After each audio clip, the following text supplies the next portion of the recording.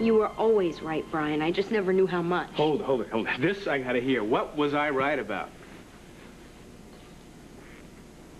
Sex, okay? S-E-X. Sex, sex, sex. Yeah, I know how to spell it. Yeah, well, I still have to look it up in the dictionary. You hit the nail on the head. You can't still be buying something I told you in high school. Why? Were we such idiots back then, like it was a million years ago? We were kids. Well, I'm still not an adult in the you-know-what sense. It's obvious which one of us has a problem. Okay, clue me in here. When exactly did this lightning bolt hit? The lightning bolt has never hit. That is what I'm trying to tell you. There's no lightning. There's no thunder, not even a small summer shower. You and Charlie? Of course, me and Charlie. No, the weatherman. Who do you think I'm talking about? You know, I don't know if I want to get into your, into this stuff with you. I know. Neither does Charlie. You know, I really think that he doesn't want me, you know, and it's not because I haven't tried. It's just these icicle vibes that I put out. Okay, what happened? Nothing happened. I mean, you know, whenever things start to, you know. Charlie decides it's time to go grab a cheeseburger or sharpen the pencils. What do you think that means? Well, did you ask him why? Oh, yeah, he's got a million excuses, you know. Like, I need him so much. Too much. He said that. Well, that's not so bad. Well, like it's gonna ruin my life forever. Oh, and yeah, sex changes everything. Now, where have I heard that before? You know, I thought maybe that it would, you know, make things better or more fun, but apparently not where I'm concerned. You know, maybe he didn't mean it like that. Well, he's also hung up on this age thing. Well, you know how I feel about that. The way I see it, this is 1993. None of these excuses compute. It's just the same problem we were having. I'm frigid, and I freak guys out as soon as they get too close. Charlie is just reacting the same way you did. You know, flee from the virgin goddess forever before her frigidity powers freeze dry his manhood. I'm sorry, Halo. Don't hit me or anything. I hate to break it to you, but you have never been more wrong about anything in your life. Well, I'm waiting. Don't get so upset.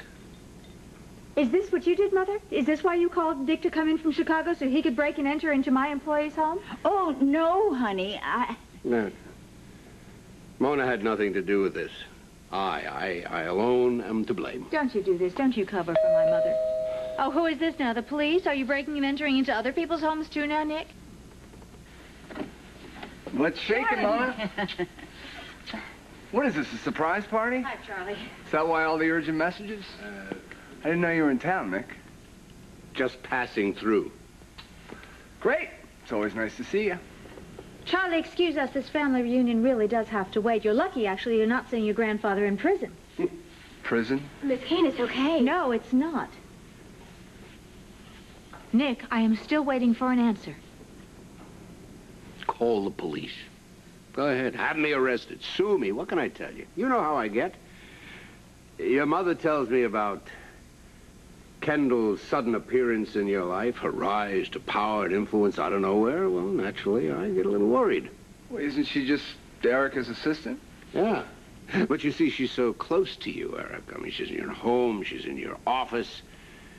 So we started to wonder whether or not maybe she was trying to intrude herself into your life. I wouldn't do that. Look, you guys, I'm sorry I caused all this trouble. Nick, breaking and entering is a crime. Now, why would you do this? It's a crime unless you have evidence to justify your behavior. Why would you go to all the trouble to break into her room? She has virtually nothing. So what is it you were trying to find out? I want to hear it now.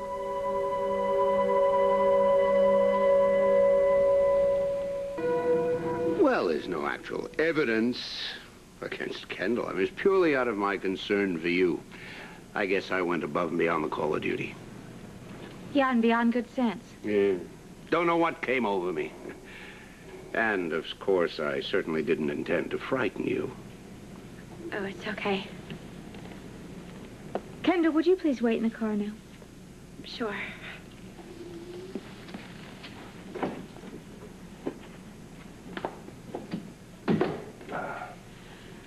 Now, do you two have anything else to say for yourselves? We said we're sorry. Do you think I have nothing better to do than to run all over town and try to extinguish your imaginary fires? I mean, I have real things in my life that I need to do. Look, Mother, I thought you were sick. Why else would Nick be in town? Little did I know that you had called him in to have him wreak havoc on my employee's life. It sounds to me like we're all upset about nothing. Where did all this foolishness come from? Out of a lot of experience and love. Love? Oh, Nick. Oh, no. Don't tell me that. You mean this is all about us? What us? The last time you were in town, you proposed to me. Don't tell me that the reason you did this is because you're jealous of Dimitri. Oh, no. That us. No, I've already resigned myself to life without you. Actually, I'm very, very happy for you and Dimitri. He really is, honey. He really is, honey. Look, this is all your fault anyhow. You called Nick.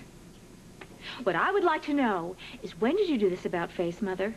When did you decide that Kendall is now public enemy #1? Was her photograph in the post office? I mean, you are the one who convinced me not to fire Kendall.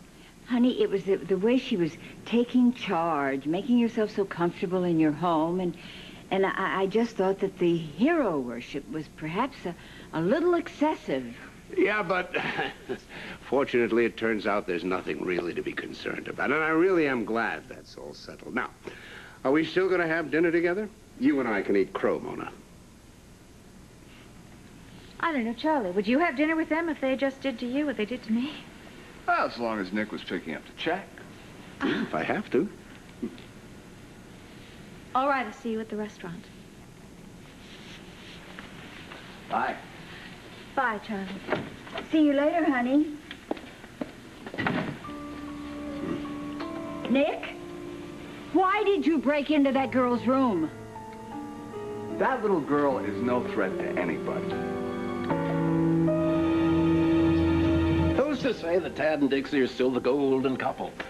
Dixie also fell in love with Brian, and fate had something to do with that. Oh, that was just some black hole in the universe, a snafu, a Would you cosmic stop goof. looking at this with your mother's tunnel vision? All you're going to see is your sad son. Well, how else am I supposed to look at it?